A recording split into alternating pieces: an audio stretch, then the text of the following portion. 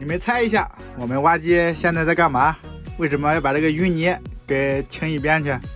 前两天我们这不是下雨了吗？就没有来上班，导致工地上这一块看到没？前面那一块全部都是水。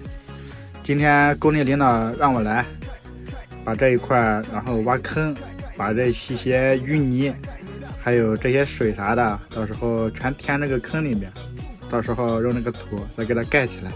这个办法先管它好不好，反正领导让我这样做，咱就做。刚才挖坑的时候这有点打滑，咱们可以用点干土把咱们挖机捋在前面垫一下，然后再挖就不打滑了，不往前跑了。现在开始挖坑，坑差不多挖了几米深，把这些水先放里面一点，到时候再挖点淤泥，把这个水和淤泥掺和掺和，中和一下，把这些水啊给它尽量的给它干一点，不然到时候土盖的话都冒上来了。搅拌搅拌，就像这样看着是不是挺喜人？还是有点多，这像不像那种面多了加水，水多了加面那种感觉？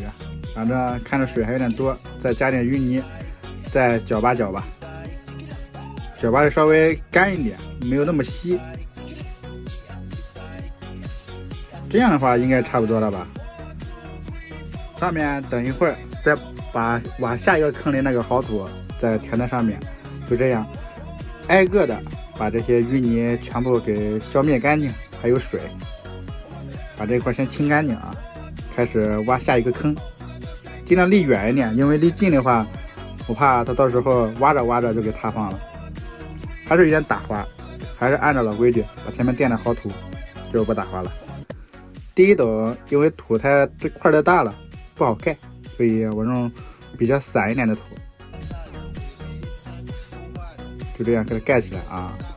先大概的先盖一层，不要老堆着一个地方，老堆着一个地方的话，另外一边那个淤泥就会给漫上来，到最后整个的盖完之后，用挖斗轻轻的给它拍一下，其实拍不拍我觉得无所谓，问题不多。